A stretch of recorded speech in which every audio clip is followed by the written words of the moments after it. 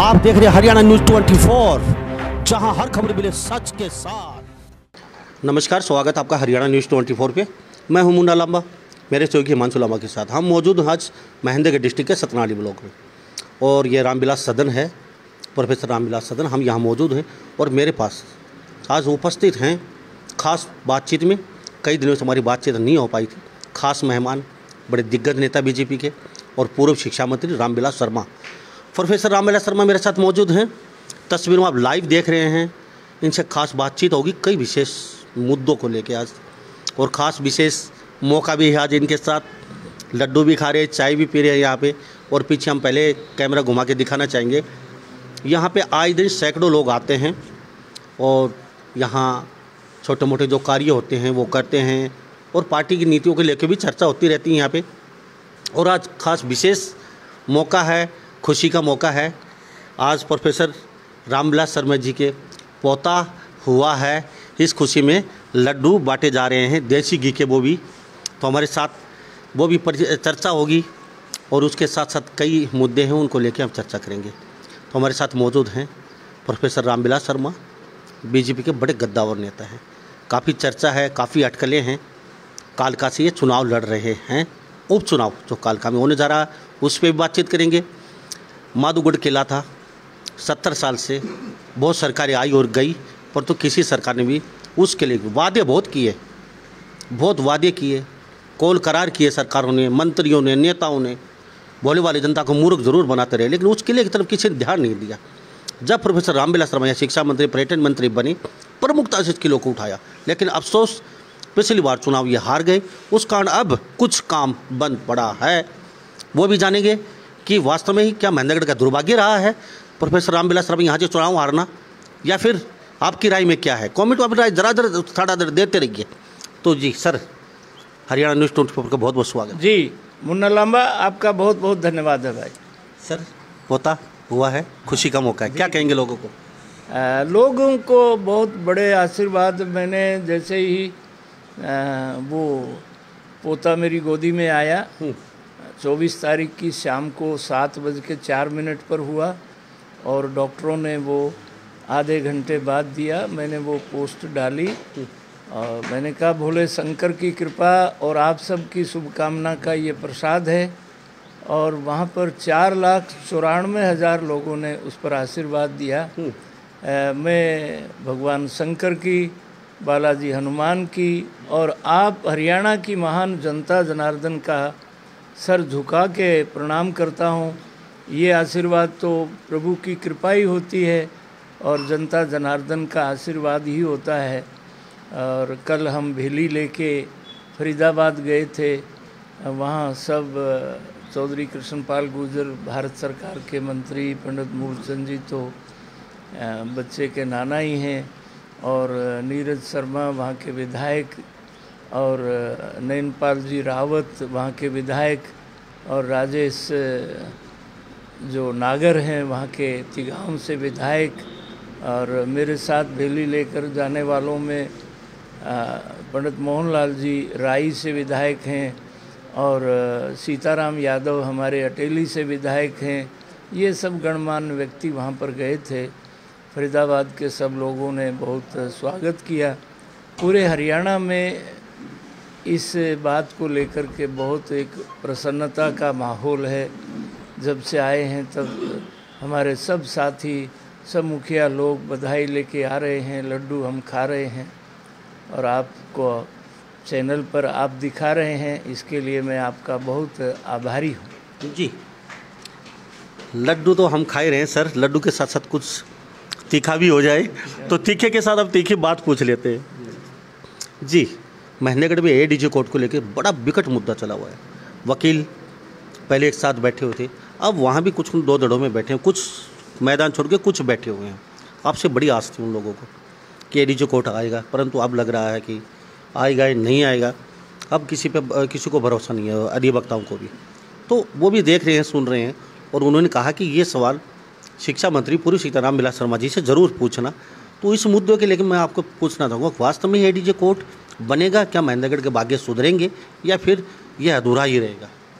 देखिए मुन्ना लांबा, मैं क्योंकि हाई कोर्ट का रजिस्टर्ड एडवोकेट भी हूँ और ये मेरा सौभाग्य है कि मैं महेंद्रगढ़ बार का मेंबर भी हूँ।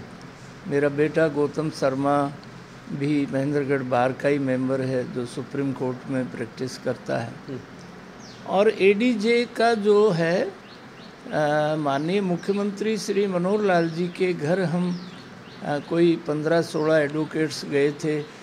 अजीत सिंह यादव प्रधान की रहनुमाई में हम सब लोग लगभग आधा घंटा, तो एडीजे कोर्ट का तो प्रोसेस शुरू हो गया है। वहाँ से बाकायदा सरकार की एसीएस की चिट्ठी आ गई है कि हमने ये सरकार को, हाई कोर्ट को, एडीजे कोर्ट इन प्रिंसिपल, तो ये सरकार की तरफ से, और ये 2-3 सीढ़ी पार कर गया है। और मैं बड़े विश्वास के साथ कह सकता हूँ कि आने वाले 6-8 महीने में एडीजे कोर्ट आ जाएगा। जी, एडीजे कोर्ट आ जाएगा, बहुत अच्छी बात है। लेकिन इस एडीजे कोर्ट को लेकर यहाँ के जो नेता हैं, लोकल नेता, कुछ बड़े नेता खुद क्रेडिट ले रहे हैं कि ये एडीजे कोर्ट बनेगा तो हम बनवा रहे हैं, और मंत्री जो कि हम जा रहे हैं, वकीलों को लेके हम जा रहे हैं, लेटर वहाँ से हमारे पास आ रहा है डायरेक्ट। इसमें प्रोफेसर रामविलास शर्मा का क्या है? कुछ लोग, कुछ नेता क्रेडिट आपकी पार्टी के में है, कुछ अन्य पार्टियों के में है, कह रहे हैं हम कर रहे हैं जो कुछ कर रहे हैं वो। इसमें प्रोफेसर साहब का क्या है? देखिए ना मुन्ना लांबा, मैं तो कभी क्रेडिट नहीं लेता। कुछ लोग ऐसे हैं, अब जैसे आज बंगाल में और आसाम में लोग लाइनों में लगे हुए हैं। अब जो कांग्रेस है वो कुछ दिन तक तो ये कहते रहे कि ये हिमालय पर्वत हमने बनाया, ये आगरा का ताजमहल हमने बनवाया। अब ये तो देख रहे हैं ना भाई, ये हिंदुस्तान का जो गरीब आदमी है ना, ये 36 बिरादरी का जो आदमी है, वो देखता है कि भाई काम कौन कर रहा है। अब महेंद्रगढ़ में पुलिस लाइन में दीवान कॉलोनी का रास्ता मुन्ना लांबा आपके कैमरे ने कई बार वो दिखाया है। बिल्कुल। कुछ लोगों के प्रयत्न से तो दोनों दरवाजे वहाँ बंद हो गए थे, बंद हो चुके थे। और माननीय मुख्यमंत्री मनोहर लाल जी ने हमारे कहने से वो रातों रात वो दरवाजे तुड़वा के सीमेंटेड के खुलवाए। मैं ये इस बात का मैं कायल नहीं हूँ, मैं चाहता हूँ सारा महेंद्रगढ़ क्रेडिट ले। कुछ नेता तो आपकी पार्टी के ये तक बोल रहे हैं कि आने वाले 9 महीने में महेंद्रगढ़ का एक बहुत ज़बरदस्त रूप देखने को मिलेगा आपको। लाइटें हर गली में, पक्की सड़क, वाटर जैसे ये अच्छा पानी की सुविधा, और हर मतलब सुख सुविधा महेंद्रगढ़ में 9 महीने के अंदर अंदर आपको देखने की मिलेगी, वो भी महेंद्रगढ़ के और मेरे प्रयास से। तो उन लोगों के लिए क्या वास्तव में क्या? देखिए मुन्ना लांबा, मैं किसी की बात पर कोई टिप्पणी नहीं करना चाहता। मैं अपने महेंद्रगढ़ की सेवा में, चुनाव की हार जीत से मेरे दिमाग पर कोई असर नहीं पड़ता। जो काम मैं कर सकता हूँ उसके लिए मैं दिन रात अपने जनता के बीच में रहता हूँ। जी, तो हमारे साथ प्रोफेसर पूर्व शिक्षा मंत्री रामविलास शर्मा जी बने हुए हैं। क्या प्रोफेसर रामविलास शर्मा का महेंद्रगढ़ से हारना क्या महेंद्रगढ़ के दुर्भाग्य था? कमेंट में राय फटाफट देते रहिए। जी सर, मैं एक नया मुद्दा और लेके आता हूँ आपके सामने। आपने पर्यटन मंत्री थे, आपने किले का एक नवीनीकरण करवा दिया, उसके बाद जो ही आप यहाँ से चुनाव हारते हैं, काम बंद हो चुका है लगभग सिर्फ 25 पैसे ही काम चल रहा है। मैं हफ्ते में एक बार ज़रूर जाके आता हूँ।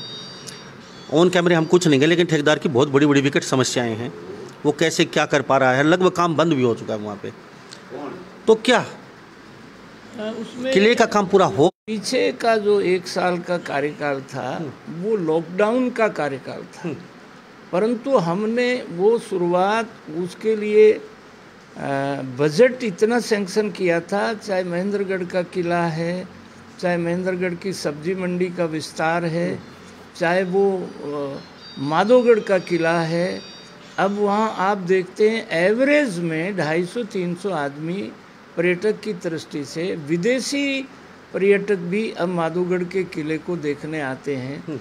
और ये आने वाले समय में आज चौधरी कंवरपाल जी गुर्जर पर्यटन मंत्री हैं, शिक्षा मंत्री हैं, वो 4 सितंबर को महेंद्रगढ़ आए थे और वो माधोगढ़ का किला 5 सितंबर को हम देखने के लिए गए थे। उनसे उस समय भी मैंने आग्रह किया था और मेरी हरियाणा के माननीय मुख्यमंत्री मनोहर लाल जी से लगातार बातचीत होती रहती है।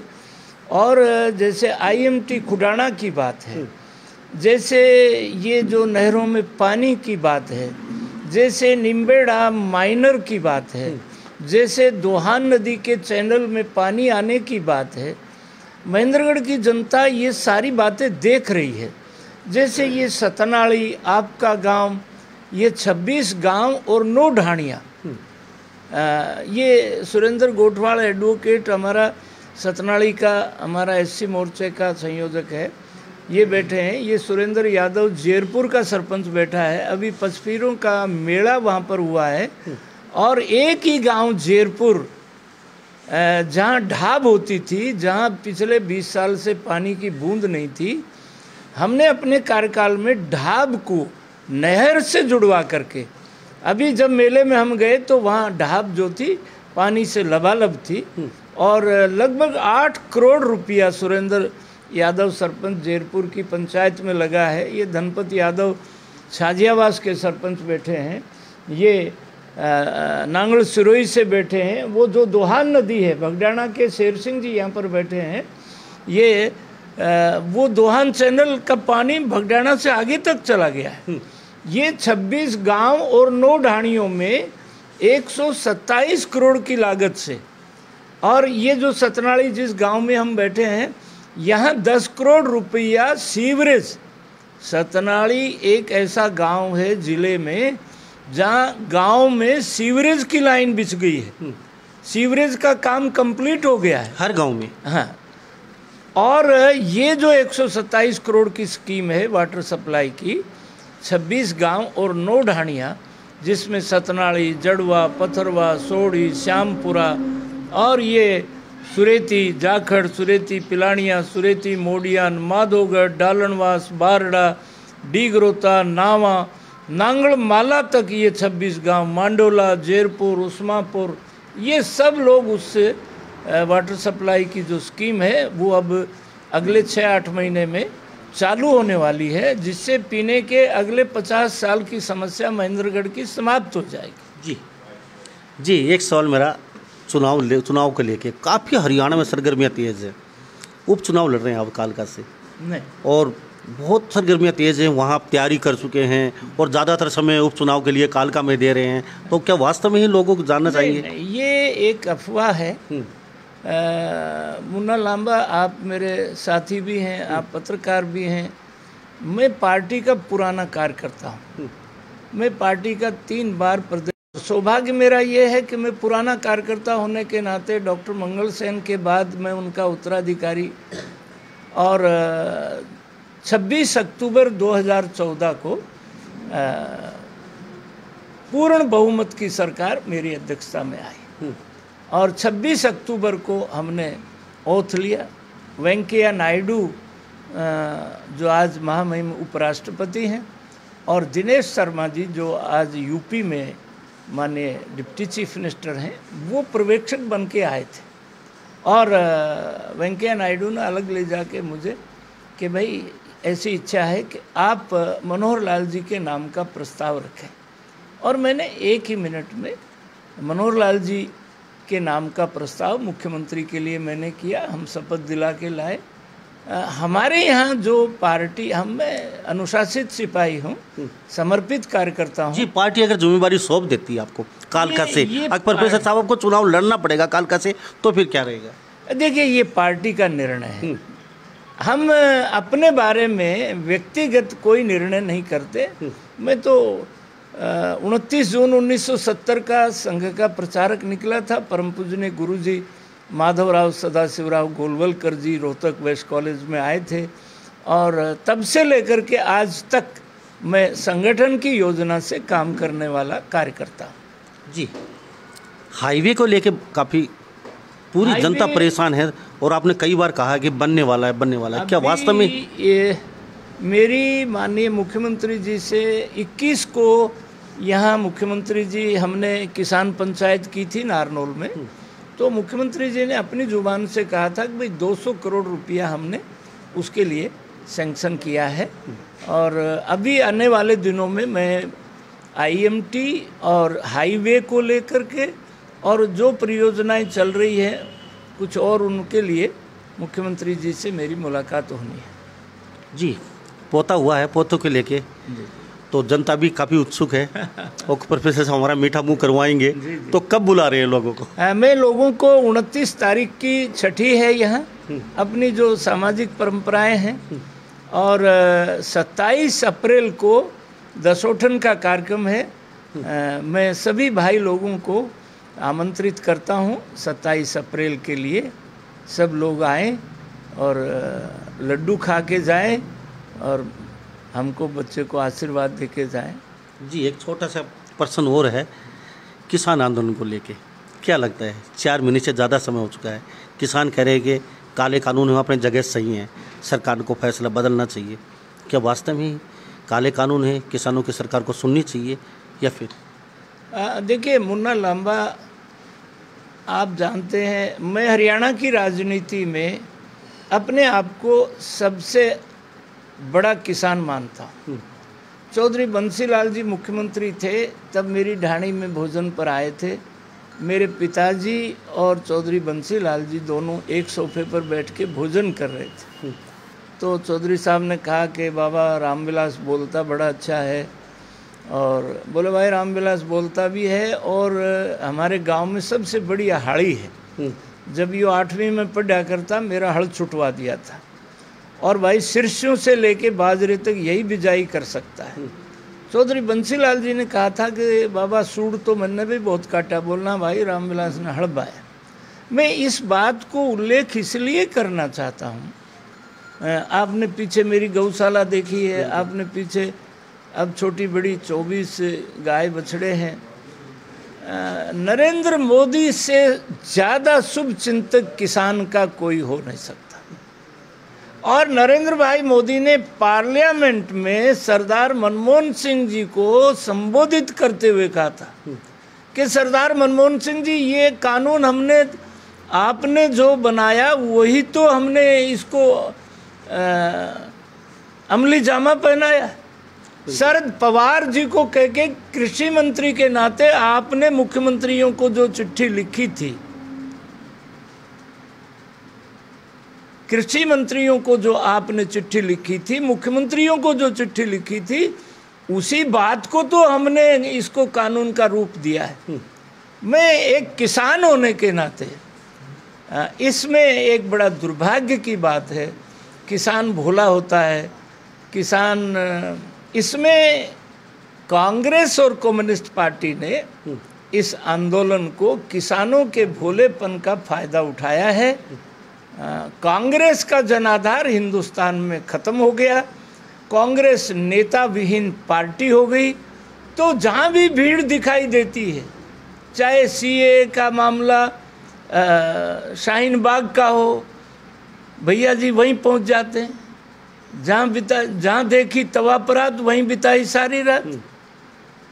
तो ये जो किसान आंदोलन है, इसमें पूरे देश का जो किसान है वो अब इस आंदोलन से पीछे हट गया है। भोले भाले किसान से मेरी हाथ जोड़ करके विनती है कि असलियत को समझें। दीनबंधु सर छोटू राम को कहा था कि भोला किसान अपना पराया पहचान ले, दुश्मन को पहचान ले और मीठा बोलना सीख ले। ये बात दीनबंधु सर छोटू राम ने किसान को कही थी, बार बार कही थी। नरेंद्र मोदी से शुभ चिंतक नरेंद्र सिंह तोमर से कृषि मंत्री 12 मुलाकातें हो चुकी। पार्लियामेंट में कानून बनते हैं, वहाँ कोई बताने के लिए तैयार नहीं है कि इस कानून का कौन सा हिस्सा गलत है। MSP की बात, और मुझे लगता है कि अब ये बातें किसान के भी समझ में आ गई हैं। अब देखो ना, अपने सतनाड़ी में सरसों की खरीद हो गई है, बिल्कुल हो गया। चने की खरीद हो गई है। यदि सरसों, इस बार तो सरसों मंडियों में कम आ रही, महेंद्रगढ़ विधानसभा में तो 5 जगह किसान की सुविधा के लिए अनाज मंडी शुरू कर दी। पाली में खरीद हो रही है, सतनाड़ी में हो रही है, इस बार हम नांगल सरोई में भी खरीद कराएंगे, महेंद्रगढ़ में हो रही है, खुडाना में हो रही है, आकोदा में हो रही है। तो किसान को ये बात समझ में आ गई है और मुझे लगता है कि ये होली का जो त्यौहार है ये अपना बहुत प्राचीन देश है, अपना प्राचीन अपनी परंपराएं हैं। होली की झड़ के बाद जो है, और एक पुराना वो है कि भाई होलिका को वरदान था कि भाई तू अग्नि में जलेगी नहीं। हिरण्यकश्यप बेटे प्रहलाद को, क्योंकि वो भक्त था राम का, वो कृष्ण भक्ति में लीन था, तो हिरण्यकश्यप ने कहा कि भाई मैं इसको मारना चाहता। तो होलिका ने कहा कि भाई तू नहीं मार सकेगा, इसको मैं गोदी में लेके बैठ जाती हूँ, तुम इसको आग लगा देना, ये जल जाएगा और मेरे को अग्नि में कोई फर्क नहीं पड़ता, मुझे वरदान है। परंतु मुन्ना लांबा आज भी गांव का बुजुर्ग आदमी, गांव की बुजुर्ग माता, जिस छोरे का ब्याह नहीं हो उसको ये कहती है कि भाई इबके प्रहलाद ने पाड़ की पानी में गिराइए, साल भर भीतर तेरा ब्याह हो जाएगा। ये हमारी श्रद्धा है, ये हमारा विश्वास है। जी, एक बात और जानना चाहूँगा, बीजेपी जो पार्टी है उनके नेता कहीं ना कहीं लोगों को, किसानों को समझाने में असमर्थ रहे हैं और आपको तुरुप के पत्ते में यूज करते थे वो। अब यहाँ इनके वो नुमाइंदे नहीं हैं, तो आपको जहाँ बीजेपी फंसती थी तो उनको एक चीज़ याद आती थी पूरे भारत में, और प्रोफेसर रामविलास शर्मा को बुलाओ और वो आपको भेज देते थे, और अब वहाँ वो तो आप कहीं ना कहीं कारगर साबित होते थे। लेकिन अब ये जो नेता हैं आपके, बड़े से लेके छोटे, वीरेंद्र डूमर खां हुआ, अभी सांपला में देखा आपने, 150 मोटरसाइकिल वालों को बंधक बना लिया, मोटरसाइकिल तोड़ दी उनकी, पोस्टर फाड़ दिए, बहुत बुरा माहौल हुआ है वहाँ पे। जैसे पानीपत, हर जगह दुष्यंत चौटाला का देख लो, सब जगह अफरा तफरी मची हुई है। ऐसा कोई नेता नहीं है जो पब्लिक के बीच में जाके, उनको ये एक बड़ी बात पड़ी है, प्रोग्राम करने, हमें प्रोग्राम करने, प्रोग्राम के बजाय वो कहीं जनता को समझाने में असमर्थ नजर आ रहे, किसानों के बीच में जाने से डर रहे हैं। तो इसको लेके क्या कहेंगे? अब मुन्ना लांबा, ये बात तो सही है कि 15 मार्च 2018 को पानीपत ऑयल रिफाइनरी में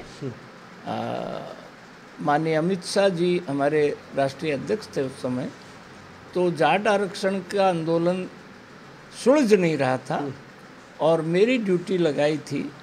तो वहाँ पानीपत में सोमवीर सांगवान मेरे साथ थे, शमशेर खरकड़ा जी मेरे साथ थे, chief secretary, home secretary Krishna Bedi, Kamal Gupta, हम सब लोग गए। मैंने यशपाल जी को कहा कि भाई यशपाल जी, ये हमारे साथ की टीम है, आप अपना परिचय कराओ। तो उन्होंने कहा ये अशोक बल्हारा जी है। मैंने कहा ये तो हाई कोर्ट में वकील है, मेरे से सेक्रेटरीट में मिलते हैं। फिर वो कहने लगे ये युद्धवीर मलिक हैं। मैंने कहा नहीं नहीं, ये युद्धवीर मलिक नहीं है, ये फरीदाबाद ज़िले में दयालपुर गांव के बीसला है। इसके गैल जो खड़ा है प्रताप सिंह, वो मलिक है, वो जवां जलाका का है। अरे से 40 लोगों का मैंने परिचय, ये चौरान है, ये सांगवान है, ये गुड़िया है, ये दहिया है, ये धनखड़ है, इस तरह से वो सब पा लेने लगे। तो यशपाल जी ने कहा कि दादा छोटे कमरे में बैठो, और हम छोटे कमरे में बैठे 15 मार्च 2018 को आधे घंटे में कि भाई जाट हमारा बड़ा जजमान है। हमने अपने जजमान को मना लिया। उस दिन के बाद कहीं पर हरियाणा में सड़क पर जाट आरक्षण को लेके कोई भी हरियाणा का आदमी नहीं हुआ, उस पर नहीं गया। प्रधानमंत्री जी ने सब ने वो किया जी। पर मैं अब मुन्ना लांबा आपको एक बात समझता हूँ, अपन यहाँ हरियाणा के दक्षिण के छोर पर है।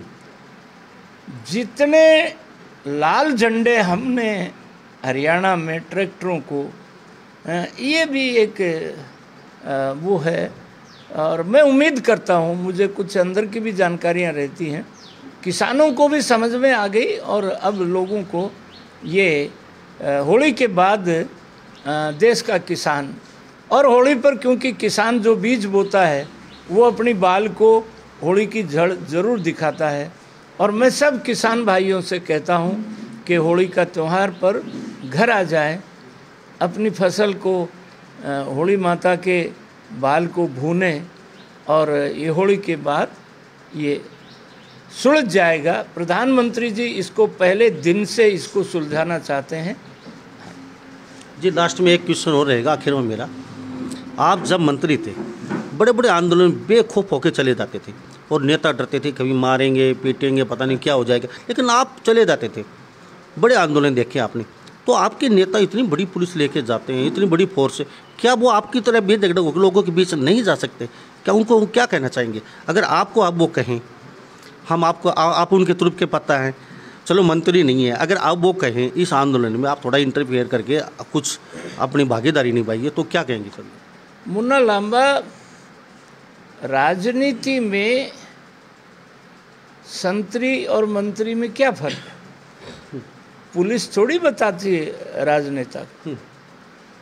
जो चुने हुए प्रतिनिधि होते हैं वो लोगों के ही तो होते हैं। बिल्कुल, लोग ही उनकी रक्षा करते हैं। भाई कोई न कोई समस्या उनके दिमाग में है, वो उसका समाधान चाहते हैं। तो आने वाले दिनों में अच्छा ये सुलझ जाएगा। थैंक यू सर, मेरे साथ बातचीत करने का।